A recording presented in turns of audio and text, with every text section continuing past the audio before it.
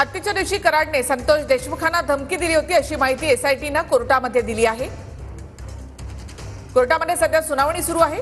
आरोपींनी कट रचला आणि मग अपहरण करून संतोष देशमुखांची हत्या केली अशी माहिती एसआयटीने कोर्टात दिली आहे। तर हत्येमधील सर्व आरोपी हे सराईत गुन्हेगार आहेत आणि या संदर्भातली माहिती एसआयटीने कोर्टामध्ये दिली आहे।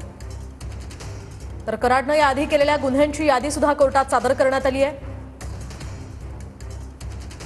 तर कराडवर मकोका का लावला याच्यासाठी गुन्ह्याची यादी पोलिसांकडून सादर करण्यात आली आहे। तर हत्येच्या दिवशी वाल्मिक कराड, सुदर्शन घुले आणि विष्णू चाटे यांच्यामध्ये संभाषण झालं। तर ही माहिती एसआयटीने दिलेली आहे। तिघांमध्ये 3:20 ते 3:30 संभाषण चालल्याची माहिती आहे। तर ही माहिती एसआयटीने कोर्टामध्ये दिली आहे। तिघांमध्ये जवळपास 10 मिनिटं संभाषण झालं। तर 10 मिनिटं काय संभाषण झालं याचा तपास आता करायचा आहे असं एसआयटीने म्हटलंय।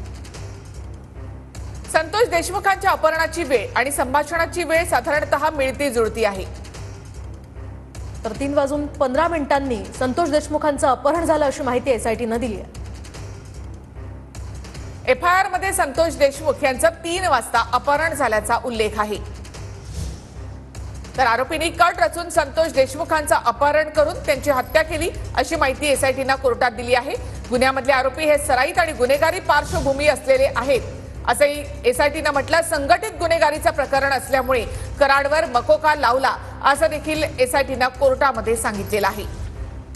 एकूणच या सगळ्या बाबी आता एसआयटीने इथे स्पष्ट केलेल्या आहेत। संघटित गुन्हेगारीचं हे प्रकरण असल्यामुळे मकोका लावल्याची माहिती एसआयटीने कोर्टात दिली आहे। कराड याच्यावर आणखी काही नोंद असलेल्या गुन्ह्यांची यादी सुद्धा कोर्टाला सादर करण्यात आलेली आहे। सराईत आणि गुन्हेगारी पार्श्वभूमी असल्याचं एसआयटीने कोर्टामध्ये सांगितलेलं आहे। संघटित गुन्हेगारीचं प्रकरण असल्यामुळे कराडवर मकोका लावला असं एसआयटीने कोर्टामध्ये म्हटलेलं आहे। तर सध्या कोर्टामध्ये सुनावणी सुरू आहे। संघटित गुन्हेगारीचं प्रकरण असल्यामुळे कराडवर मकोका लावला असं कोर्टामध्ये युक्तिवाद हा करण्यात आलेला आहे।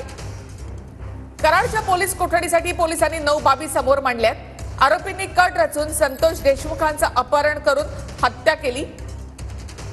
गुन्ह्यातले आरोपी हे सराईत आणि गुन्हेगारी पार्श्वभूमी असलेले आहेत।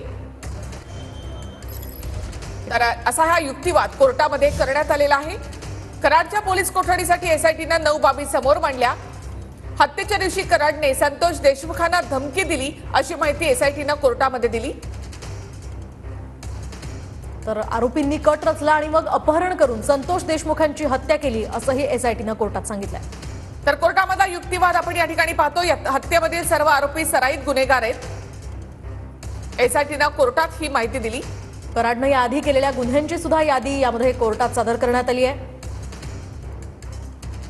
कराडवर मकोका का लावला याच्यासाठी ह्या गुन्ह्यांची यादी पोलिसांकडून सादर करण्यात आली आहे। तर संतोष देशमुख हत्या प्रकरण हे संघटित गुन्हेगारीतून असल्याचं पोलिसांकडून या संदर्भातले पुरावे सुद्धा सादर केले जात आहेत। त्या संदर्भातले पुरावे त्यांनी सादर केलेत। आरोपींनी कट रचून संतोष देशमुखांचं अपहरण करून त्यांची हत्या केली असं कोर्टामध्ये सांगण्यात आलंय। गुन्ह्यातले आरोपी सराईत आणि गुन्हेगारी पार्श्वभूमी असलेले आहेत।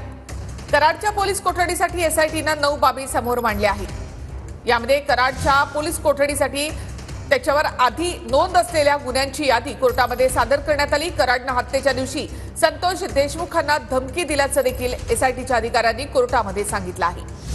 एकूणच आपण पाहतोय बीड हत्या